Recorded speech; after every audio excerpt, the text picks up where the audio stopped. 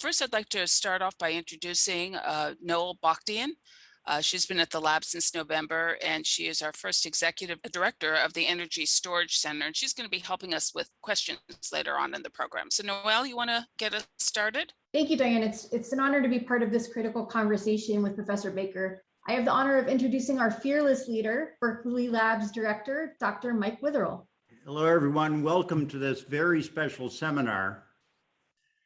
The pandemic intensity has been reduced dramatically in the last 2 months, and more people are getting vaccinated every day. So it's a good time for us to look to the longer future beyond the pandemic. And for us at the lab, that means to the future of energy in the country, which brings us to our topic today. Before we get started, I'd like to offer a special welcome to members of our Bay Area sister labs, SLAC, Sandia, Livermore. We have taken advantage of this opportunity to include them in this virtual town hall. As you may know, the Biden administration came in with a set of very clear priorities, and we heard from Secretary Granholm at her town hall how she plans to pursue these priorities at the Department of Energy. Our next speaker heads up a brand new DOE office that sits at the intersection of 3 of those priorities: climate, racial equity, and the COVID-19 pandemic. These are also topics that we at the laboratory have been discussing frequently in recent days.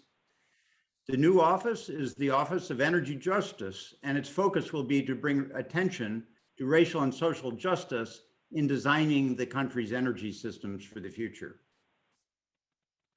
Shalanda Baker is a leading expert on energy and environmental law. She brings to the DOE a wide range of experience in academia, private law, state government, and the military. She has been a professor of law, public policy, and urban affairs at Northeastern University, where she co-founded and has been co-director of the Initiative for Energy Justice, which provides technical law and policy support to communities on the front lines of climate change. Before joining Northeastern, she was an associate professor of law at the University of Hawaii, where she founded the Energy Justice Program and has degrees from the University of San Francisco, the U.S. Air Force Academy, Northeastern University, and the University of Wisconsin. Throughout her career, she has worked to make sure the benefits and burdens of our energy system are more equitably shared, and the low-income communities and communities of color, especially those on the front lines of climate change, have a voice in decisions about their energy future. Professor Baker is here today to share her vision, research agenda, and strategy for the Energy Justice Office. So it's my pleasure, and please help me welcome the Deputy Director for Energy Justice and Secretary Granholm's Advisor on Equity, Shalanda Baker.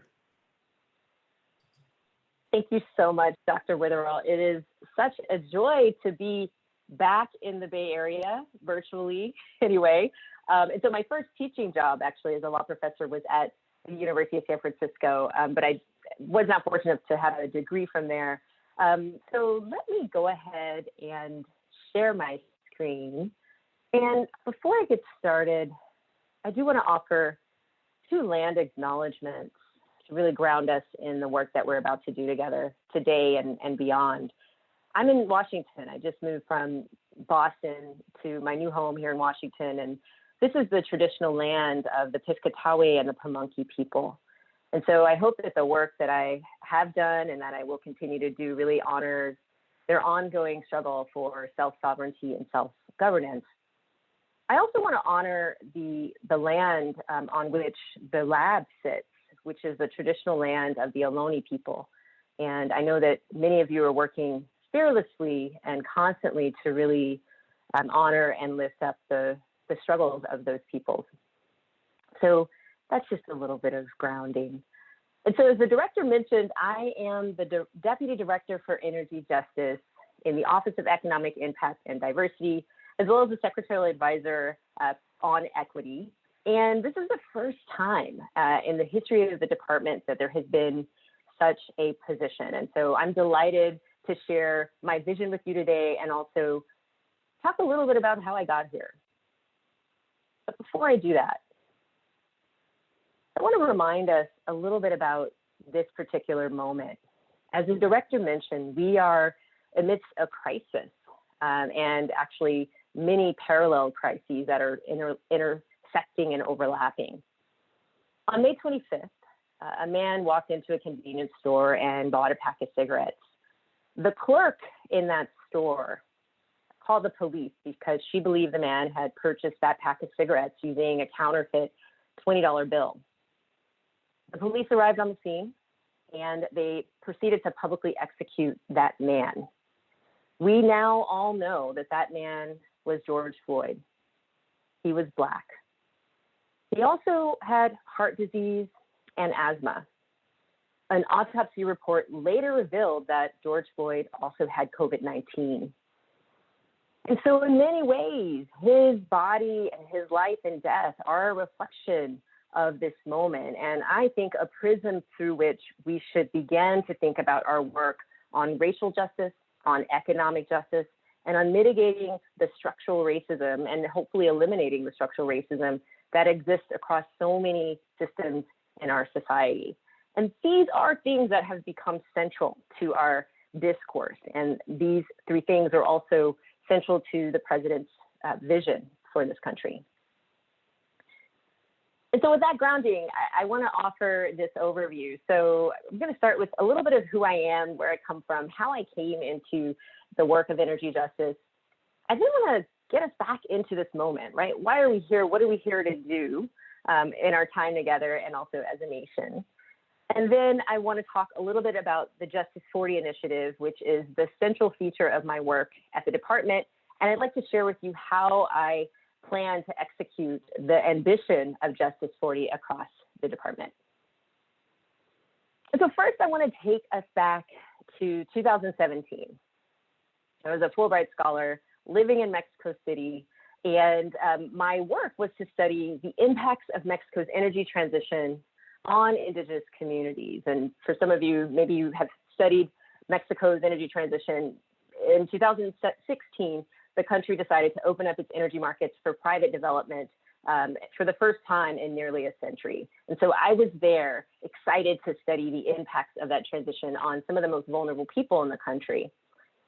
I got there in around September, and the first meeting that I attended was hosted by the Mexican equivalent of the Secretary of Energy.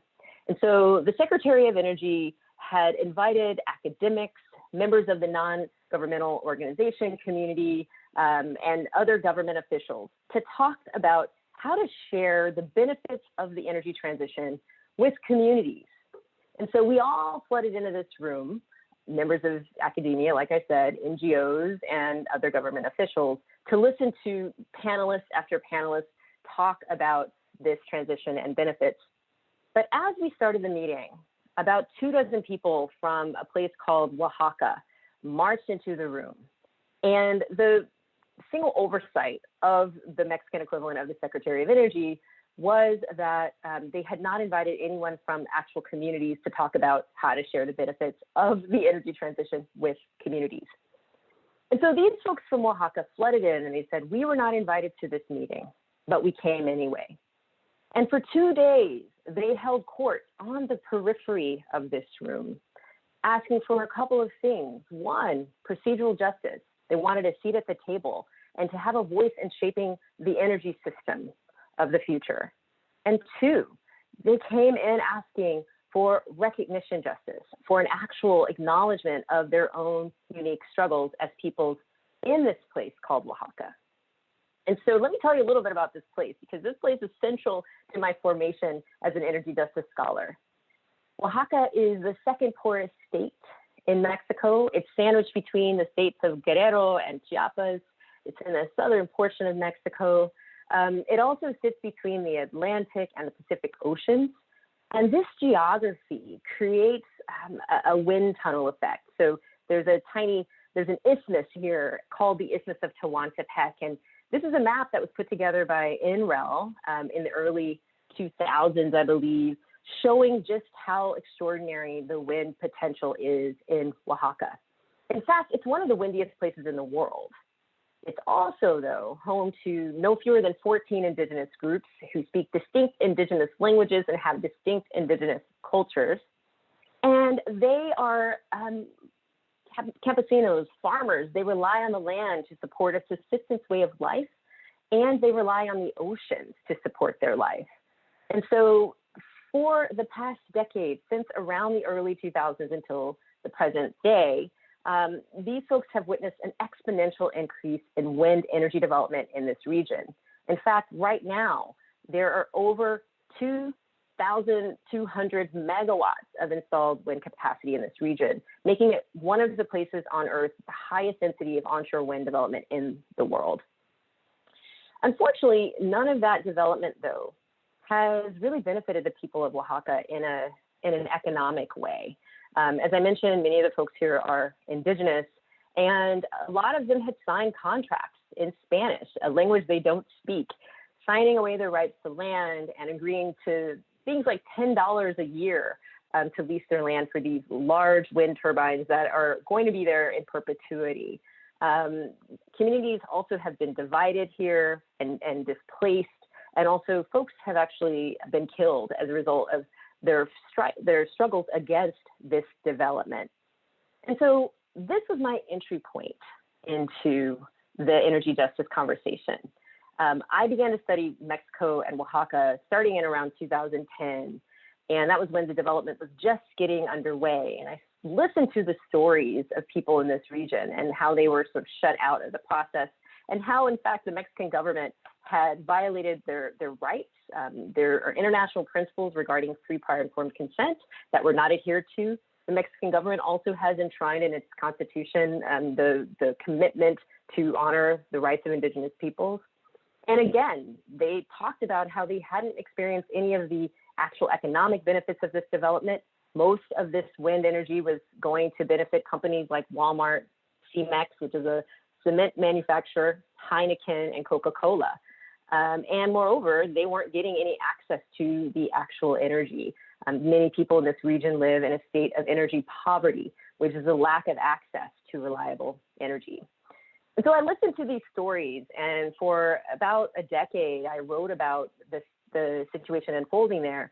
And what became clear in my work was that so long as we were relying on the same logics and approaches to development that we relied on in the fossil fuel era, we are actually destined to replicate the inequality that exists in the fossil fuel era. So there's a real opportunity to use this transition to serve a greater transformation. And so my work in Mexico led me to Hawaii, just across the Pacific from the Bay Area. I landed in Hawaii in 2014, and I had the opportunity to teach at the University of Hawaii School of Law, as the director said. I got there in 2014, which was a watershed year for energy in the state. Many of you probably know that Hawaii was sort of out front with respect to so many aspects of this transition.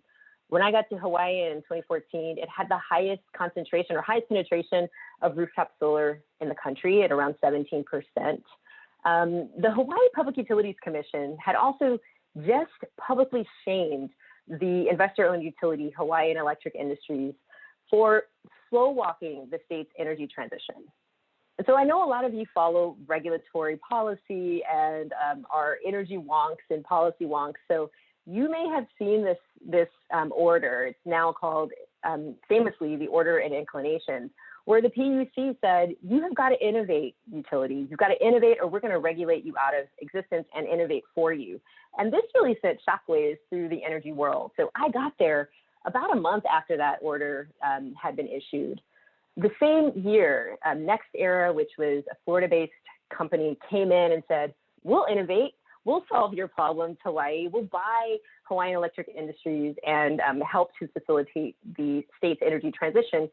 Many people saw this overture as an effort to create a zone of experimentation in Hawaii. And we had also seen how NextEra had treated one of its other subsidiaries, Florida Power and Light, in Florida's transition. Effectively, Florida Power and Light had ended rooftop solar in Florida, which is so ironic given that it's a sunshine state. So many people saw this overture as a dangerous thing, and actually organized to stop this merger. In 2015, again, right after I arrived, the state adopted a 100% renewable portfolio standard with the goal of reaching all of the state's energy needs using renewable energy by the year 2045. And then the utility was sort of crying foul, saying that rooftop solar is maxed out. If we put any more distributed energy on the grid, it's going to blow up the grid. This is not feasible, and we should put a stop to this. The last thing that was going on during my time there was that community solar was being experimented with as a policy framework. And, all the people that live in the buildings, the high rises that are here in this image, were saying, we want to participate in this clean energy transition. And so we want something like community energy, community solar to be able to do that. And so again, my work up until 2014 had really focused on the international landscape and renewable energy development in the global South. So I got to Hawaii as all of this was happening, and I really cut my teeth on domestic energy policy. And because of my experience and my research in Mexico, I began to ask questions. So as a law professor at the only law school in the state, I got to sit at a lot of tables and participate in a lot of conversations. And in every conversation, I would ask, okay, so where does equity fit into this? How do we make sure that we're not replicating inequality in this transition and that equity is central to what we do? And to a person, when I asked that question, people responded, please don't talk about this. Please don't talk about equity. Either we can think about equity after we design the system, or the transition is all about technology. It's all about making sure we can get more clean energy on the grid and switching out the fuel source from a dirty fossil fuel-based source to a clean energy resource. And so I knew that to be wrong based on my experiences in Mexico, but I also knew it to be wrong based on what I was seeing around me in Hawaii. People in Hawaii pay 3 times the national average for electricity, around 34 cents per kilowatt hour compared to the 10 cents per kilowatt hour. Of course, that burden falls disproportionately on low-income people.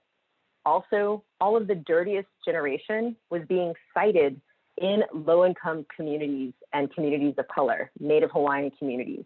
And that was happening right there on Oahu in a place called West Oahu. So I knew that the energy transition really provided an opportunity for deeper social transformation. And as the director said, I started a program at the law school there called the Hawaii Energy Justice Program. And it was actually called the Energy Justice Program.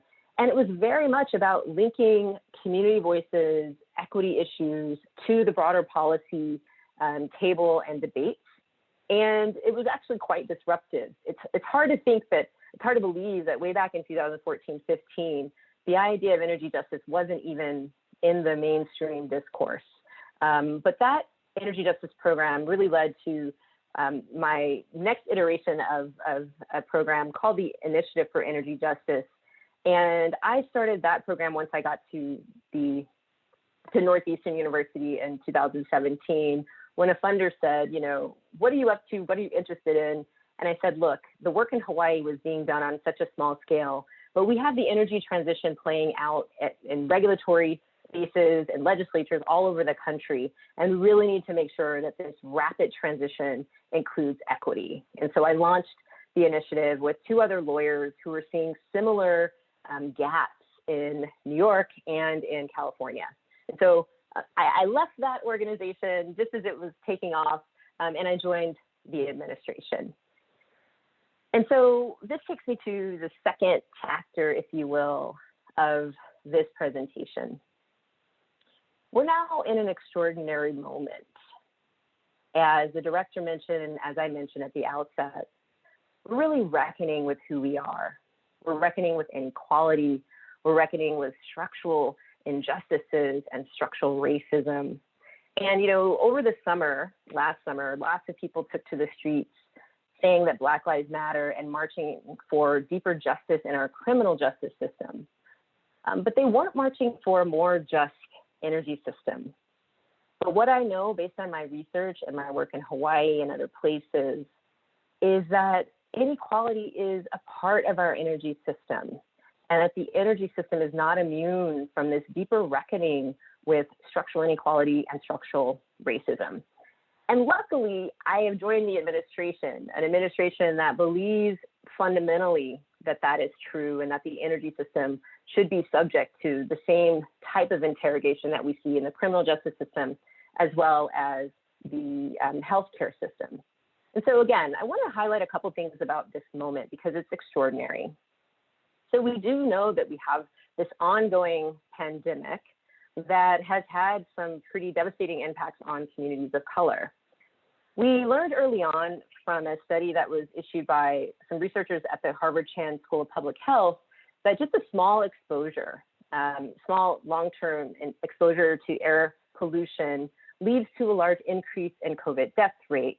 And the folks who have that sort of exposure are more likely to also have underlying comorbidities that make it more difficult to make it through COVID and to actually not get sick. And so we also know, based on research, that the folks who are more likely to be exposed to air pollution in this country are Black and brown. And so this is a slide that really illustrates that Latinx and Black Americans in this country are more likely to absorb more pollution than they produce. And in particular, Black Americans are more likely to live in the shadows of fossil fuel generation. And so again, this is the moment we're reckoning with these issues. The exposure to air pollution and other toxins is not accidental. It's also not inevitable. This structure is the result of deliberate policy choices, and we're now reckoning with that. And so for the communities who are exposed to air pollution, they can't breathe. And again, this links us to George Floyd's life and death. They can't breathe, and they haven't been able to breathe for generations and decades. And the image here on the right is from a place called Port Arthur, Texas, which is really the birthplace and the epicenter and the spine of the modern fossil fuel industry. It's also called the Golden Triangle because at night, if you look at a satellite image, this entire region lights up because of the petrochemical facilities and the fossil fuel generation that is there. There's also one of the largest oil refineries in the world, which used to be Texaco and is now Motiva. And that refinery sat against the Carver Terrace housing projects, where boys like this would play, and boys like my father, who grew up in this community, would play. And so Port Arthur actually is majority Latinx and majority Black, and also majority Black and Latinx, and also low income. And so people there are living in what's referred to as a sacrifice zone. Their sacrifice is really what has kept our lights on and kept energy prices low. But again, we are now reckoning with that reality, and this is no longer tenable in a nation that values justice. And so I want to talk about a couple other aspects of the design and structure of the energy system that need to be reckoned with. First, energy burden. So energy burden is the overall percentage of household income that goes toward energy costs. Quite simply, because of the structure of our rates in this country, the lower your income, the more of your income you're going to be spending on energy. So for higher income households, they're paying around 2% of overall household income to meet energy needs. For low income households, though, that number can skyrocket to 10, 15, 20, sometimes even 30% of overall household income just to meet energy needs. And I'll remind you, based on the last slide, that they're paying this for an energy system that is actually killing them and shortening their lives. Energy insecurity is another aspect of the injustice that is baked into our current system.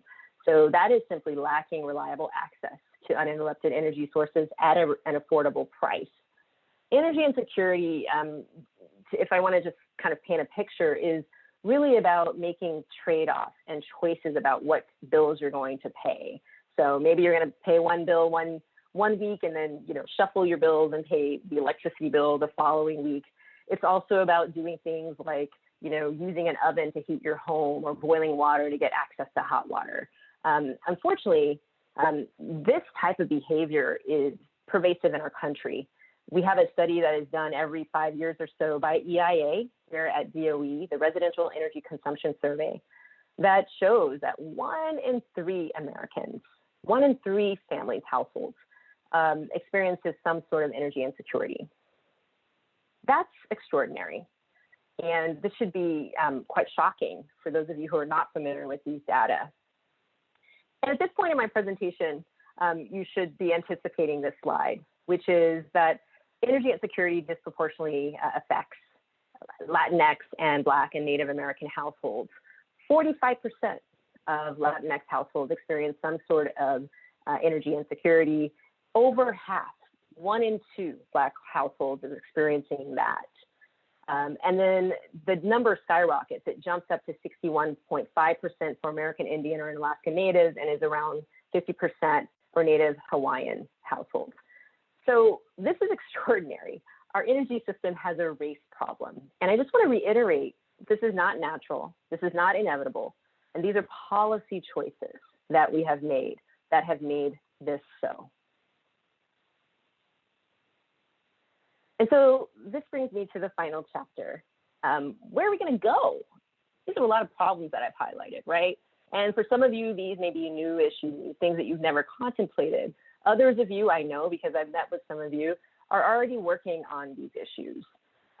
So in comes this administration with a deep commitment to racial justice, to averting catastrophic climate change, to solving the economic crisis that we face, and to resolving the COVID-19 pandemic.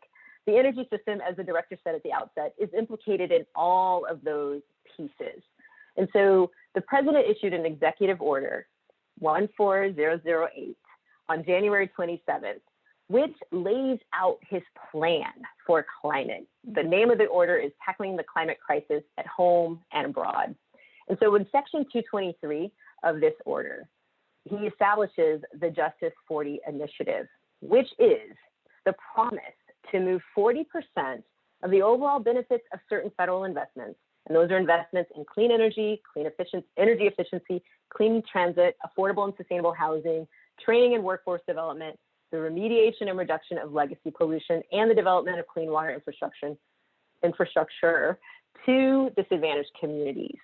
And so this is the Justice 40 initiative. This is the commitment that the president has made to remedy all of that underlying injustice that is embedded in our energy system. And so the Department of Energy has some equities in this. And I've learned that term in my month and a half or so, that equities is the way to talk about the nexus of what we do to this initiative. We have a lot in this. So 40% of overall benefits, right? This is to say both qualitative and quantitative benefits. And so I'm working with the Council on Environmental Quality to really flesh out what we mean when we say benefits. But when we think about the Department of Energy, clean energy, energy efficiency, clean transit, these things are squarely implicated in our day-to-day work, as well as the remediation and reduction of legacy pollution. We're already doing that in offices across the agency. And then I'm underlining here both the 40% of overall benefits and disadvantaged communities, because these are both terms that we're fleshing out. Disadvantaged communities, again, you all are in California. Some of you are working with the California Public Utilities Commission, I'm sure. This is a term that is featured in California's own legislation regarding sharing benefits of the state's transition. And we're also going to be trying to flesh out what we mean by disadvantaged communities. We can guarantee, though, that this term will encompass the environmental justice communities that I showed a couple slides back, but it will also likely be much broader. So stay tuned to find out kind of the nuts and bolts of that.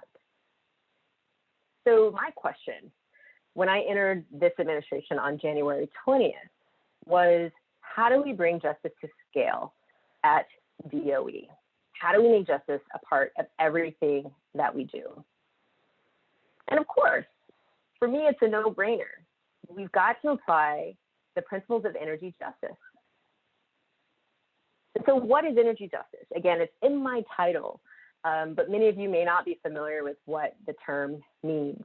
So energy justice refers to the goal of achieving equity in both the social and economic participation in the energy system, while also remediating social, economic, and health burdens on those historically harmed by the energy system. These are what we call frontline communities. Energy justice also explicitly centers the concerns of frontline communities and aims to make energy more accessible, affordable, clean, and democratically managed for all communities.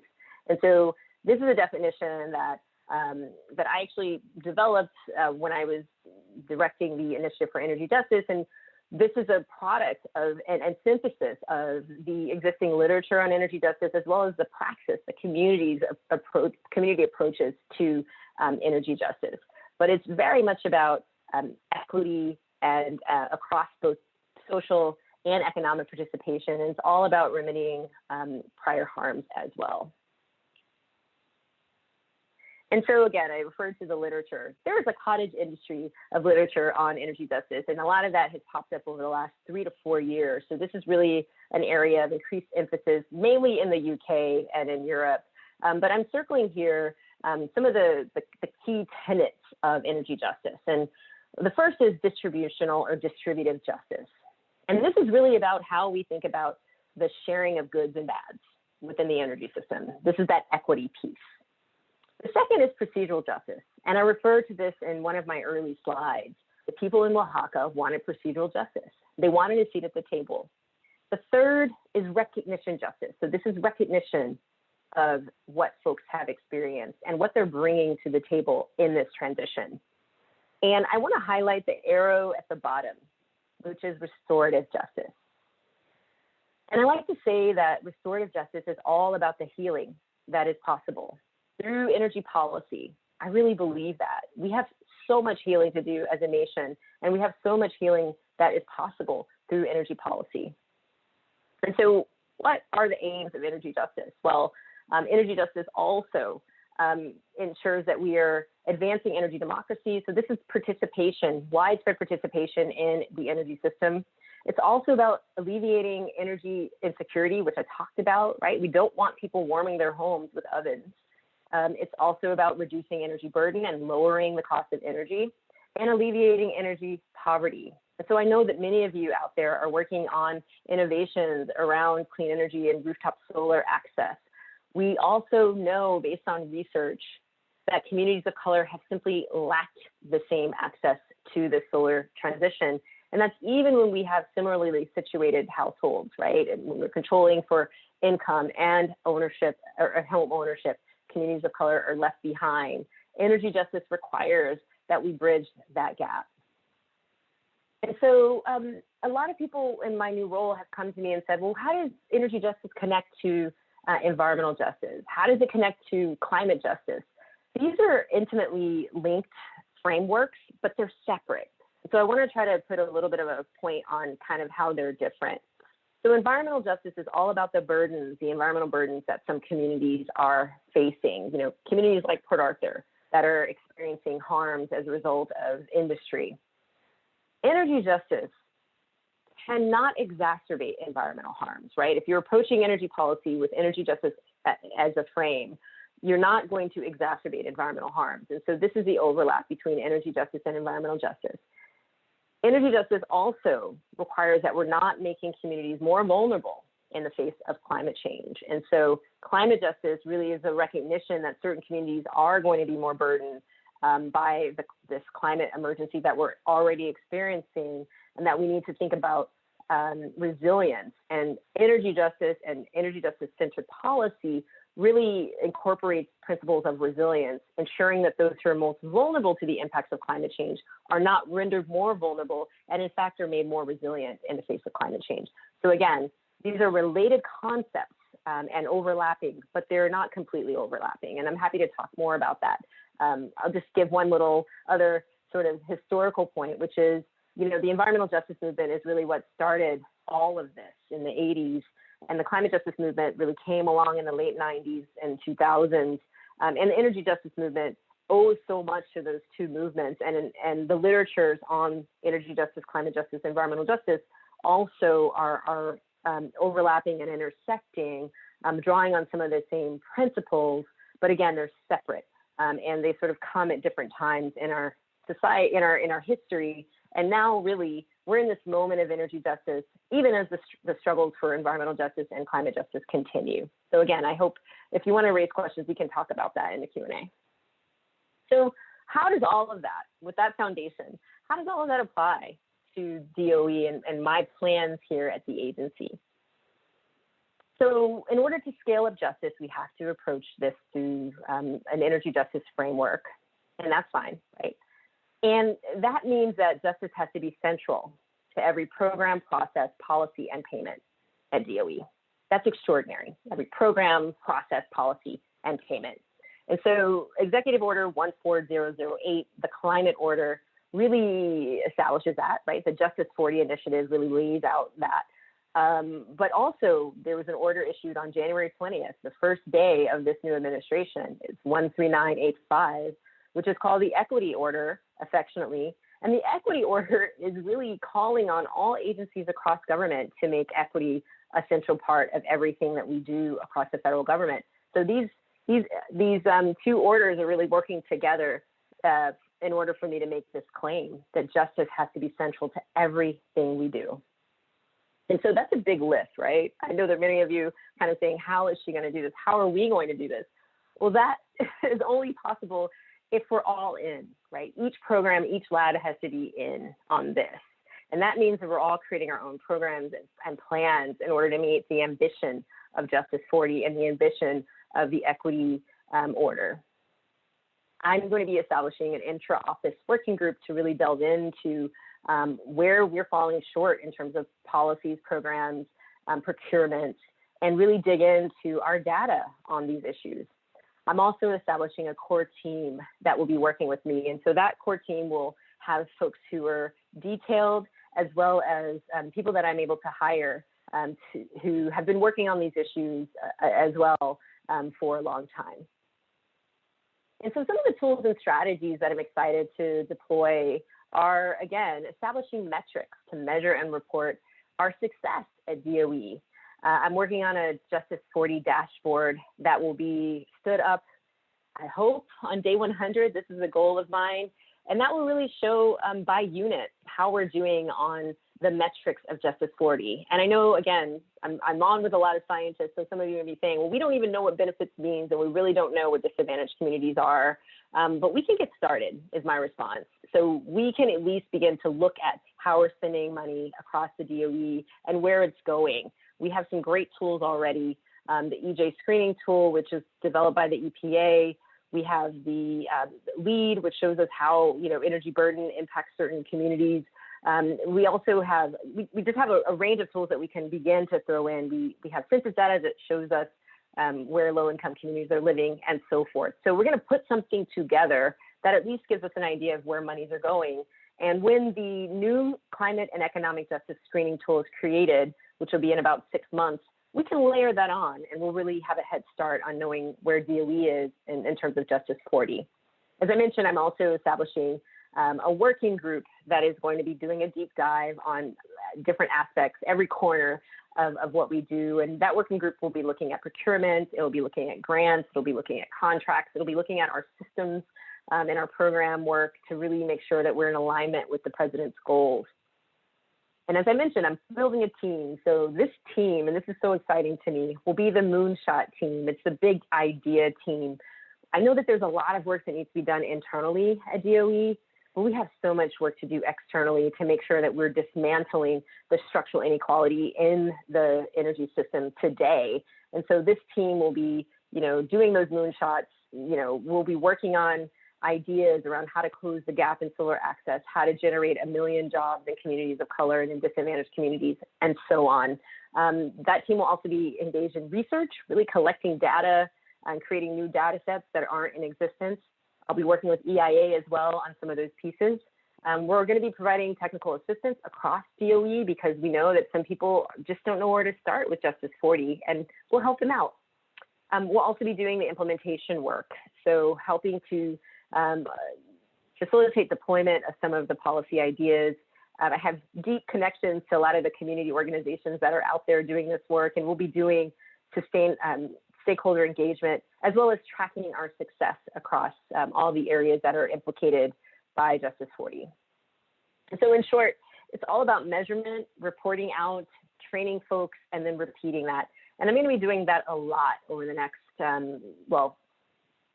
up to the 100-day mark and beyond, actually, because this is, I think, what will be the strongest strategy to get us to the Justice 40 goal and beyond.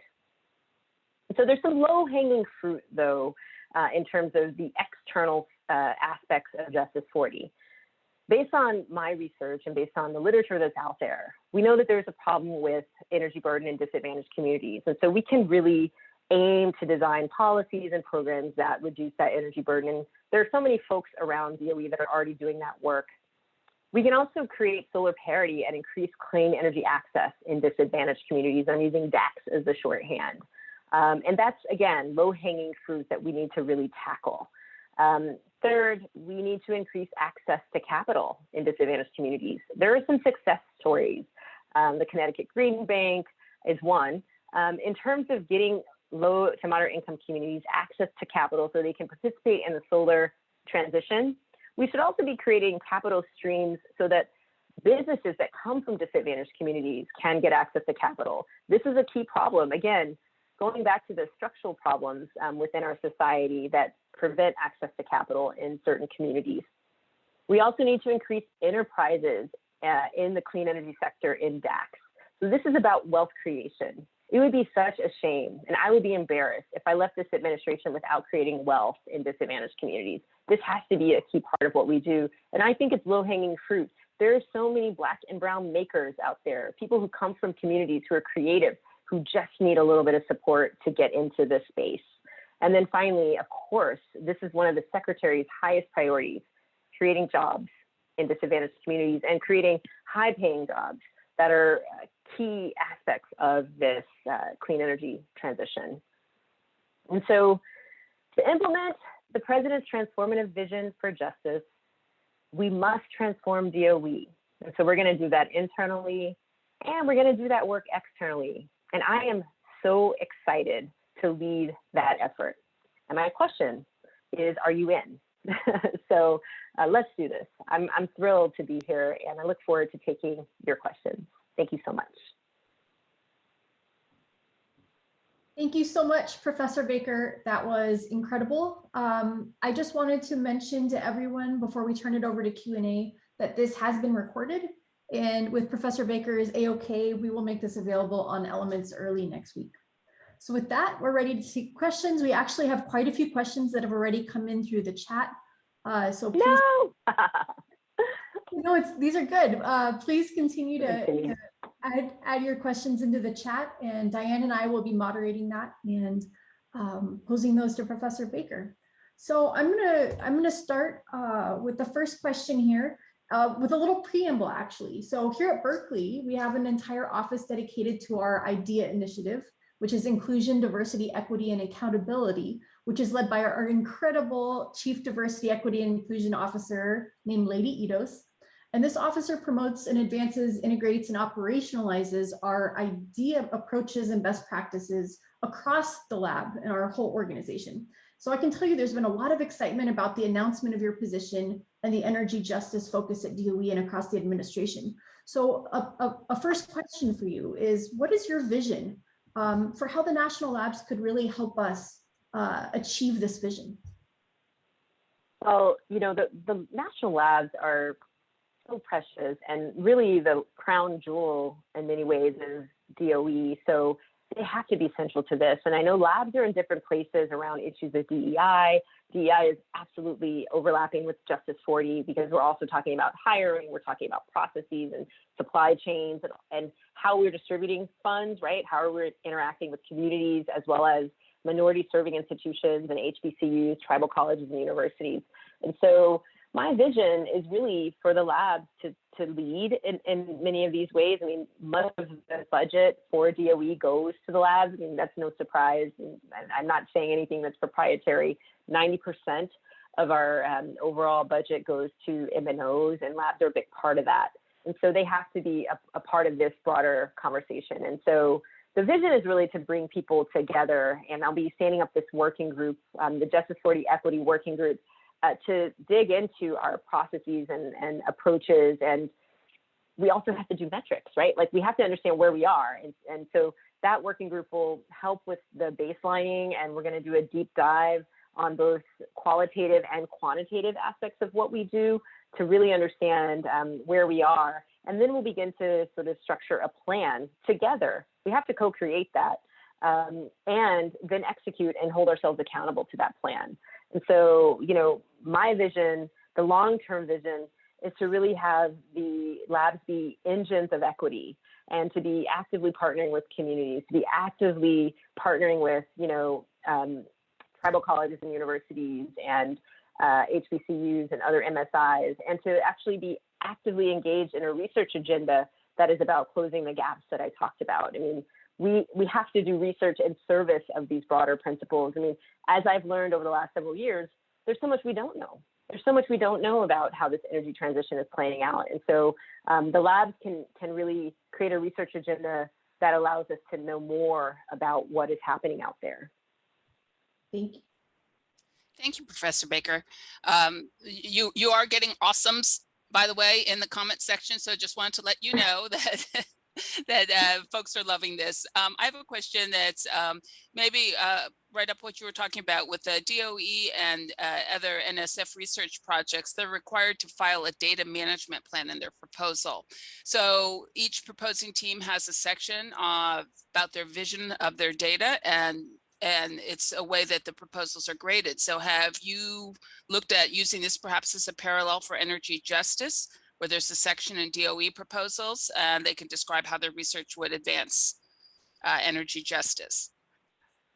So this came up actually on a call last night with some colleagues. I'm still learning what all the levers are and the tools are for reporting. I mean, there's a little bit of opacity right now in terms of how we know whether we know and how we know how well we're doing. I mean, so I'm excited to kind of push on every lever and not create new tools per se, but build on what we already have, maybe add a couple questions and add new frameworks. I will be issuing a data call though pretty soon that relates to Justice 40. We have until August.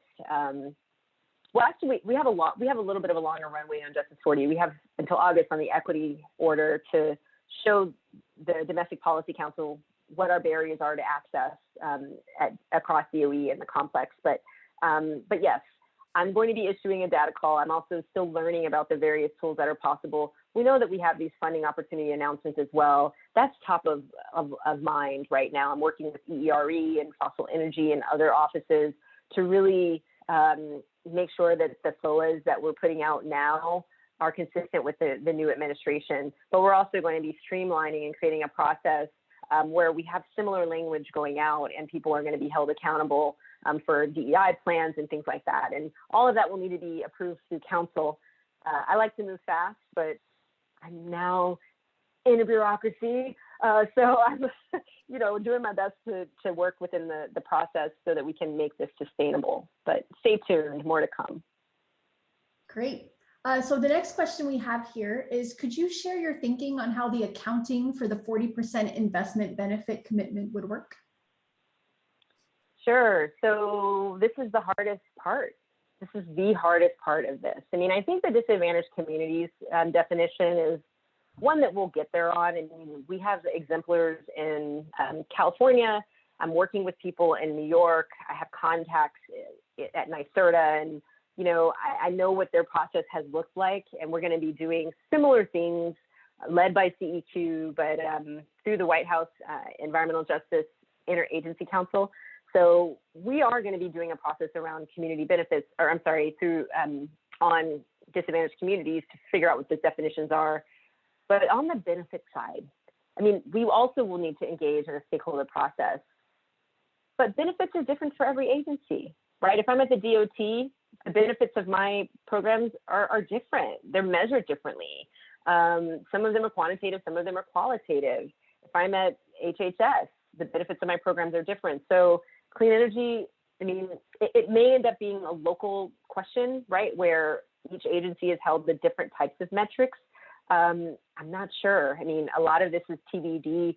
I'm excited to work with my team to really provide kind of top line research on how we should be looking at this. There's also a time horizon problem. So it's not only about it being local, right? Like different benefits look different in different agencies, but who knows? I mean, a power plant today could have benefits or detriments down the road in 10, 20, 15 years. So there are lots of complexities, and that is the hardest question that we're going to be grappling with as we move through the Justice 40 initiative. And I just want to say, footnote, I'm moving on. Like, I mean, we can't let that be the end of the story, right? We don't know what benefits are, so we can't even measure anything. We have to continue to measure and figure out where we are in jobs and economic benefits and that sort of thing. Thank you. Thank you. Professor Baker, based on our experience in California, it can be challenging for community-based organizations to contract with national labs. We have detailed and sometimes inflexible requirements. Are you interested in exploring flexibility to promote the contracts with the local community organizations? Absolutely. Well, so there, a lot of people sort of focus on the Justice 40 work that I'm doing, which is great. And as I mentioned, there's equity, there's Executive Order 13985, and I encourage people to go look at it. It's short, but it's basically the order that says every agency needs to look at barriers to benefiting the local community. And so the working group that I'm establishing is going to have kind of a team looking at lab-related issues. I'm excited to learn about, you know, what's going on in the labs. And part of the analysis will be, okay, how are we serving communities? How are we partnering with them? And I'm sure this question of the complexity of our requirements will come up. And then it becomes a question of, well, is that a local problem that we can resolve in terms of DOE? Or is it a regulatory problem? Is it a statutory problem? Are we constrained in terms of Congress and congressional mandates? And so, again, it's not going to be easy, but we at least need to know what the range of barriers are. Excellent. The range of barriers is.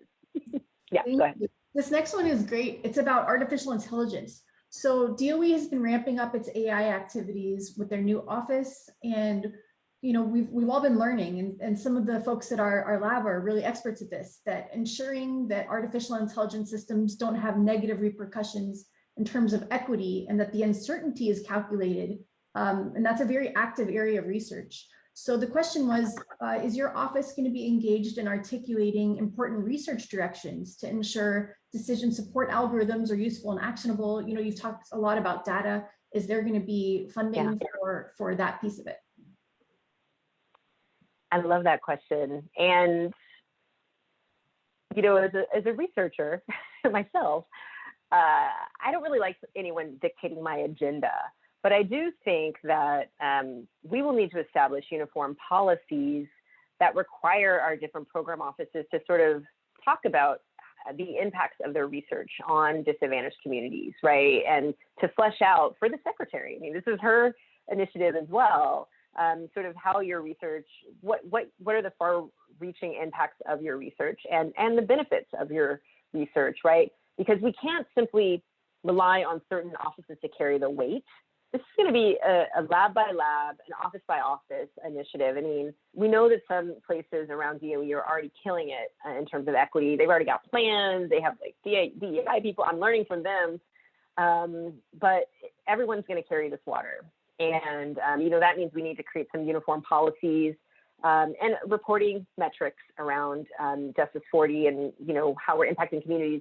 I do think my office, the Office of Economic Impact and Diversity, which has an extraordinary legislative mandate, by the way, to do exactly what I'm here to do. Our office will be driving research as well. I mean, we're going to be partnering with different program offices and also using our own resources to accelerate research in areas that are important for communities of color. So my office is specifically targeting communities of color in our work. Thank you. Professor Baker, I have a short question, but maybe a long answer, not sure. How are you going to measure success? Yeah, I love the question. I'll measure success. So I'm going to give you kind of a trite answer, which is actually the truth for me. I'll measure success by what happens when I leave, and you know, whether or not that absence is felt or simply seamless. Because I want this work to live on. It has to be structural. This has to be a forever change, and that's like a long-term goal, right? When I'll know I won. I'll know that we killed it together if no one notices when I leave. And so that's success. In the short term, though, we have this dashboard. You know, the dashboard will be part of that, and we'll be keeping, you know, metrics and identifying our expenditures and I think data is so key to this. We need to track where all of our dollars are going, period, end of story. And so that will be a part of this, right? Like refining the metrics that we're using. And right now, we don't have all of them. And so for me, making sure that we're tracking our progress is going to be one way to know whether we're winning. I think another way, sort of tangibly in terms of the policy side, is we've reduced energy burden for disadvantaged communities. We've cut energy burden 6% or less. Boom, end of story. And we have data to back that up. We've reached solar parity in the disadvantaged communities. If you want solar, you can either have it on your rooftop and it's lowering your bill actively, or you're participating in community solar. End of story. We have a federal vehicle for accessing capital. End of story. That's success. So yes, I do have some sort of milestones for myself. But to sum it up, success is when I leave and it still goes on. Success is making sure that we're continuing to measure and evolve in how we're tracking our progress. And then third, there's some real policy outcomes that we need to be looking at, and I have some ideas about what those will look like, and I've shared those already. Thank you. I'm gonna turn it over to Ravi, who stepped in for Mike to ask this next question. Thank you for an excellent seminar. It was very educational and very motivating. The question that I have on behalf of the lab community, that we do research. So question is, what are some of the most pressing research challenges in the area of energy justice, and how the national labs can help in advancing that research agenda? Yeah. This is the stuff I love. Well, so I'll give you one. I'll give a few examples. I'm just going to because I know we're running low on time. So just to give you an example for today, we have a problem with respect to people getting disconnected from their electricity during this pandemic when, the economy is completely haywire. So we know that, from a study done by the National Bureau of Economic Research, that if we had simply had a policy preventing utility disconnections in the summer and in the fall, we would have averted 15% of COVID deaths. And so that's extraordinary in a pandemic that has impacted communities of color disproportionately. And so the type of data that I would be interested in this particular moment is who's being disconnected and why, and how do we create policies that avoid the harms that result from that. And that's an energy justice issue in my mind. I think we also need to know the cost of this transition and how to make it affordable and accessible for low to moderate income folks and disadvantaged communities, right? We need models that kind of get us at the cost pieces. If we're changing certain aspects of the infrastructure versus others, what are the trade-offs that we need to make?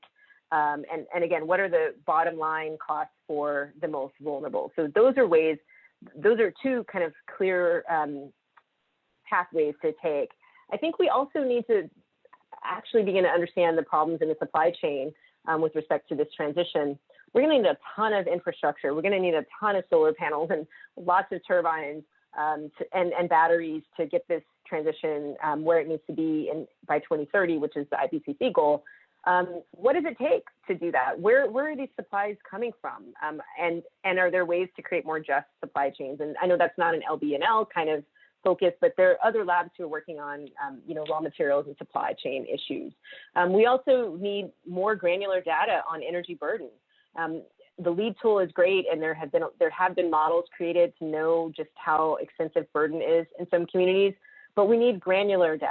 And I'm excited to work with the labs on figuring that out. We need more granular data on who's benefiting from community solar. Jenny Heater at NREL has done a lot of work around the community solar model, but we don't know really whether or not low to moderate income folks are participating in community solar. So these are really open questions about how this transition is already proceeding and whether or not it's bringing everyone along. So I've got lots of questions and parts to add to people's agendas. Thank you. And I think for our last question, for those of us or those of the community who are not familiar with the energy justice literature, is there a single easy starter beginner paper you would recommend for folks here And also what might one or two things be that each of us could do as individuals? Yeah, so I mean, not to be sort of self-referential, but the Initiative for Energy Justice does have this energy justice workbook that we created, and that website is iejusa.org. And it's a tool that has been used by state governments, activists, I mean, around the country and around the world. So we synthesized all of the literature on energy justice into, well, it's a long book, but you can get the nuggets that you need from that. So I would encourage folks to take a look there. What can you do today? I think take a close look at your agenda and think about its implications within this broader reckoning with injustice, right? And that's the beginning of sort of thinking about how your research is implicated in this moment. So that's the concrete step. And then stay tuned because there will be more to come. Everyone's going to be asked to do this list, and I'm excited to partner with all of you. Amazing. Thank you so much, Professor Baker, for joining us today. Your passion for this is so apparent, and I hope that you see now that it's echoed across Berkeley Lab and the Bay Area labs as well. You know, you mentioned supply chains, data, science to deployment, community engagement. This is all stuff that's part of our DNA here at Berkeley Lab, and we can partner with you on this critical subject. So with that, I just want to thank everyone for joining us today, and we'll close out. Thank you so much.